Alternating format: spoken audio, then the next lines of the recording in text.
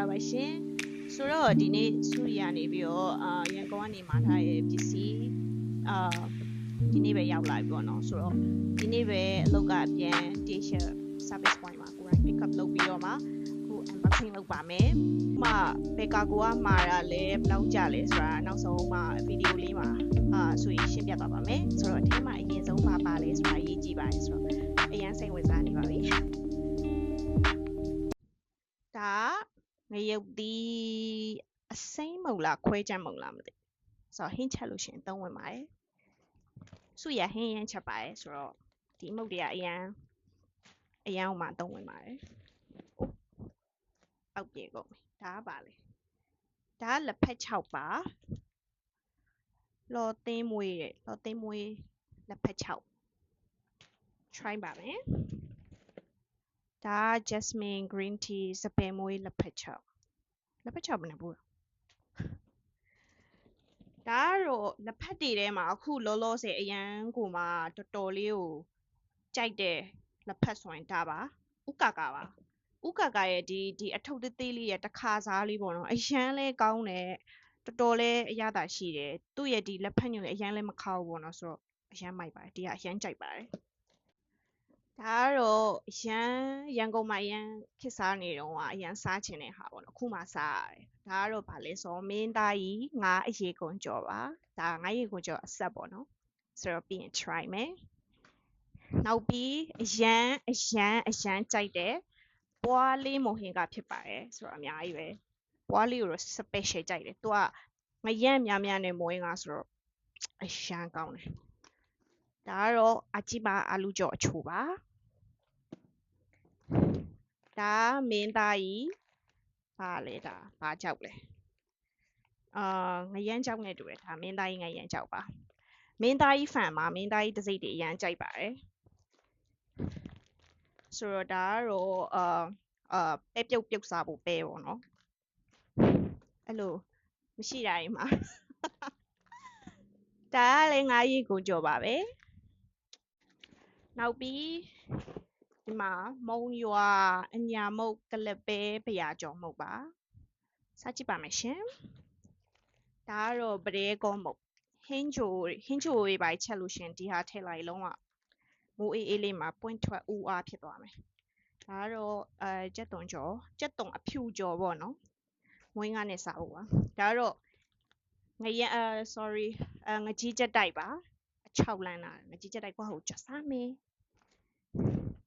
ဆိုတော့ဒါလည်းငရုတ်သီးစိမ်း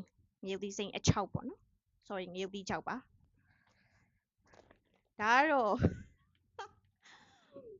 မယန်းသီးစားချင်လို့ဆိုပြီးတော့ဒီမှာမယန်းသီးမရှိရနဲ့မယန်းသီးအလုံးကိုနေကြောက်ခံလိုက်တာဒါပဲရပါတယ်ကြည့်ပါဦးဒါကတော့ကျူကျူမွေးပါကျူကျူမွေးကတော့ all time favorite ပါဘာလို့လဲဆိုတော့သူကအထဲမှာအနှစ်ထုတ်ကကိုယ့်ဘာသာကို fresh ကြိုစားရတာဖြစ်တဲ့အတွက်အရင်ကြိုက်ပါတယ်တချို့ငပိရည်နဲ့အဲ့လိုမျိုးငပိချက်တို့ဘာတွေချက်မယ်ဆိုရင်ဒီကျူကျူမွေးကအရင်သုံးဝင်ပါတယ်ဒါကတော့စုံကြောက်ပါရှင်တစ်ဖက်နဲ့ကြိတ်ပါမယ်ဒါကတော့ဇလုံကြီးရဲ့ချင်မောင်ကြော်ပါဆိုတော့စားကြည့်ပါမယ်ဒါကတော့ငါးရင်ကိုကြော်မင်းသားကြီးနောက်တစ်ပူပါဒါကတော့မိန်းကလေးတွေအကုန်လုံးအတွက်ဒီကတော့ဆေးစွမ်းကောင်းတစ်လက်ပေါ့နော်ဗာလဲဆိုတော့3ရတနာဆိုရင်ရန်ကုန်မှာနေကြတဲ့အဲ့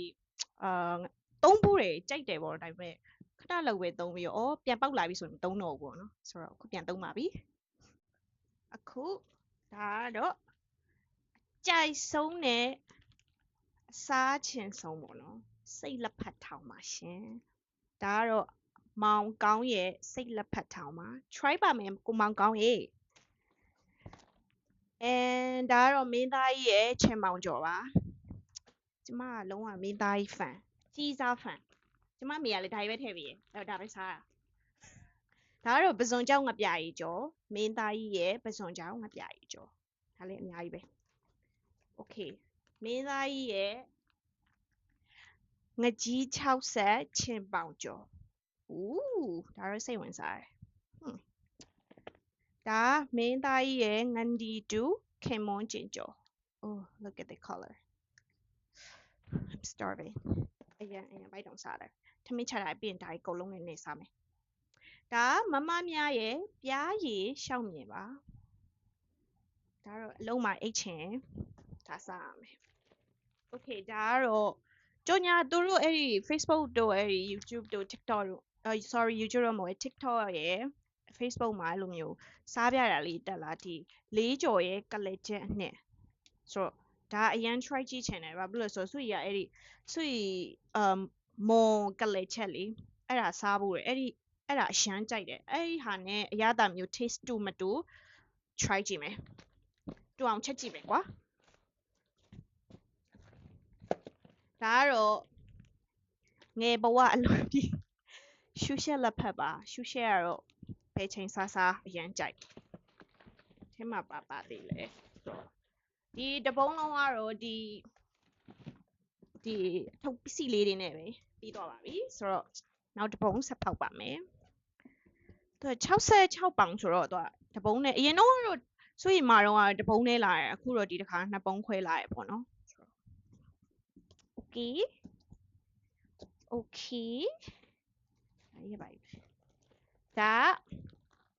စုကော်ဖီပါစုကော်ဖီကအရန်ကြိုက်တယ်ဒီနိုင်ငံမှာကော်ဖီတွေဘလောက်ကောင်းတယ်ပဲပြောဘလောက်မိုးပြန်လန်းနေအောင်မိုက်နေပါစေစုကော်ဖီကတော့စုကော်ဖီပါပဲရှင်ကဲကြော်ညာတစ်ဖြတ်ဒါကတော့စိမ့်မုတ်ဟင်းချက်ဖို့ပါဒါစုကော်ဖီပါဒါကမင်းသားကြီးရဲ့အာပြဲခင်အရှမ်းကောင်းတယ်လုံးဝမငန်ဒီဟာကို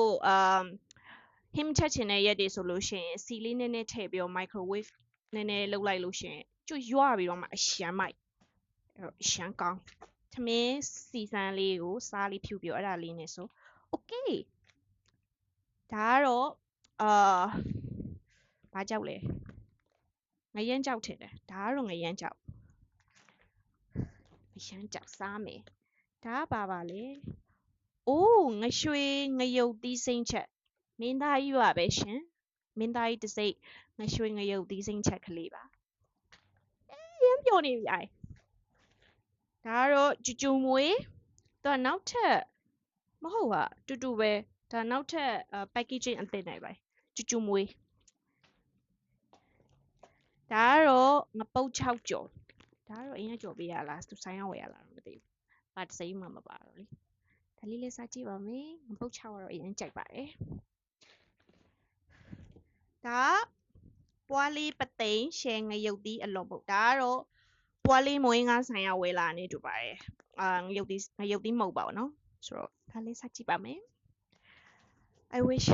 ဘိုင်းမနာပါစေနဲ့ဆုတောင်းပါတယ်ဒါကငရုတ်ကောင်းစီပါဘာလို့ထည့်ပေးလိုက်တာလဲမ try ကြည့်ပါဒါကကလေးသူပုံရည်ကြီးကျော်ဒါပုံရည်ကြီးကျော်ကူကီခါမှတော့မစားဘူးကလေးသူရဲ့ပုံရည်ကြီးကျော်ဒီကပုံရည်ကြီးလေဒီမြန်မာဆိုင်ကပုံရည်ကြီးစုရည်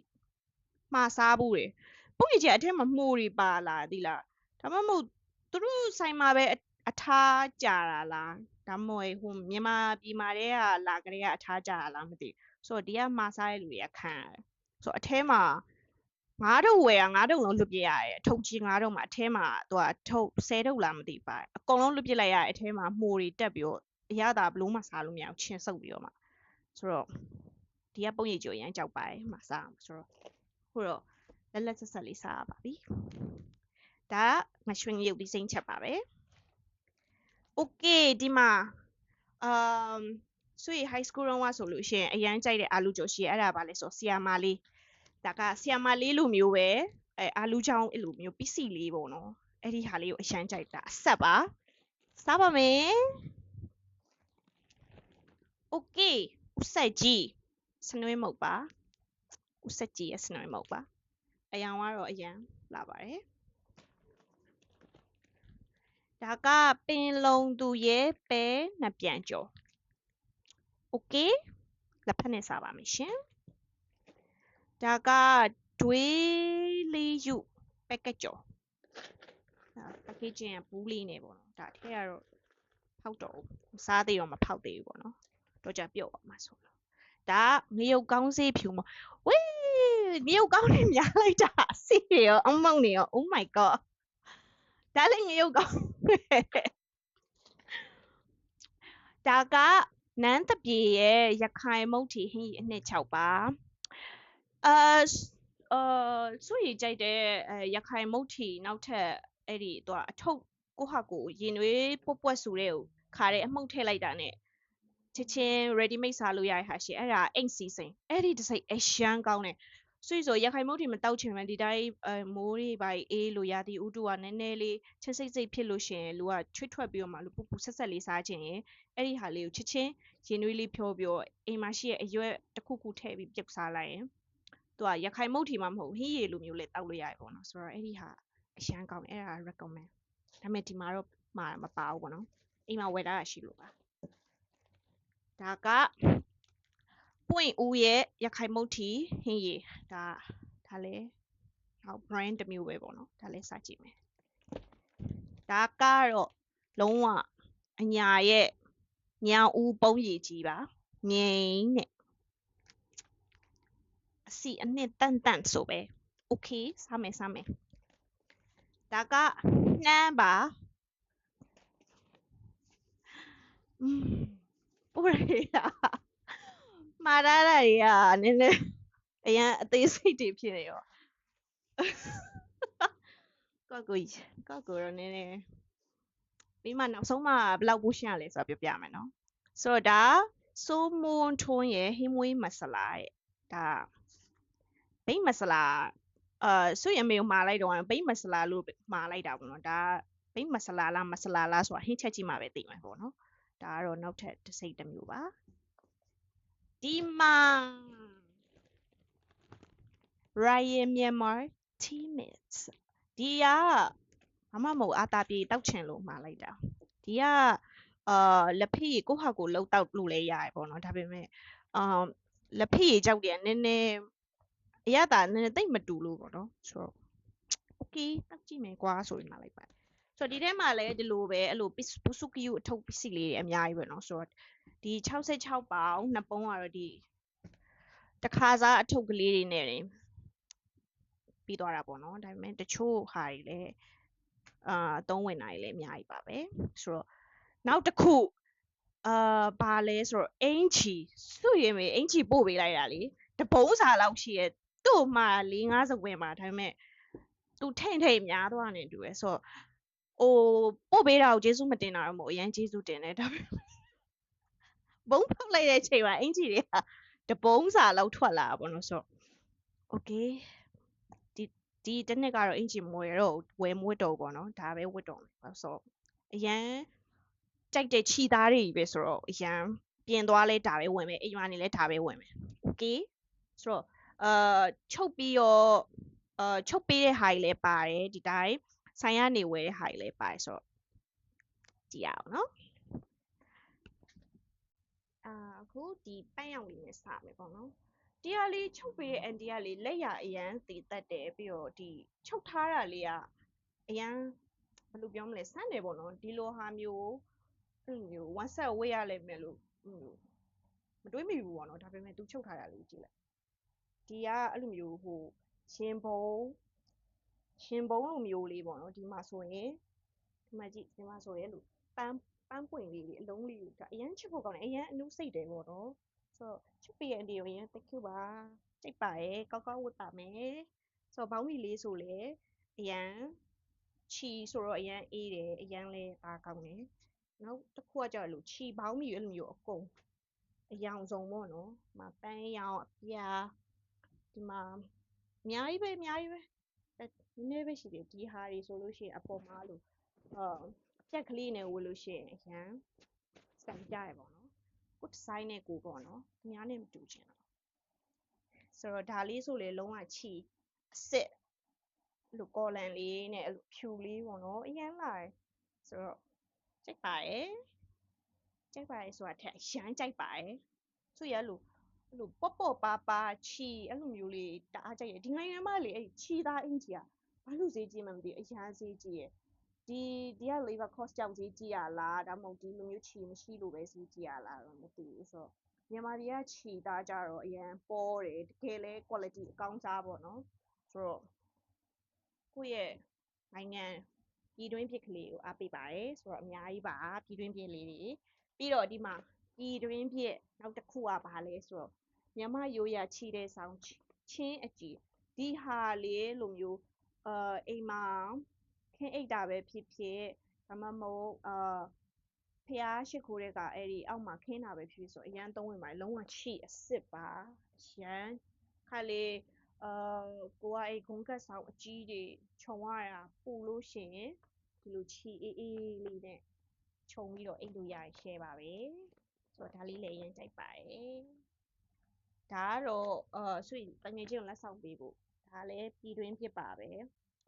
ချီပွားလေးပေါ့နော်ဒီဟာတငယ်ချင်း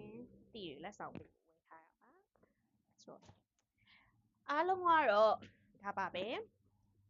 ဆိုတော့ခြုံပြီးတော့ပြောရလို့ရှိရင်အစားအသောက်ရဲ့အဝတ်ဘာများလဲဆိုအဝတ်ကနည်းနည်းများတော့ပါဒါဆိုရင်ဟိုမှာအပုံလိုက်တွေရှိပါသေးရဲ့ပေါ့နော်ခုနကတော့မနေနိုင်လို့ဝတ်ကြည့်လိုက်တာပေါ့နော်အဲ့ဒါကြီးဆိုရင်အမေ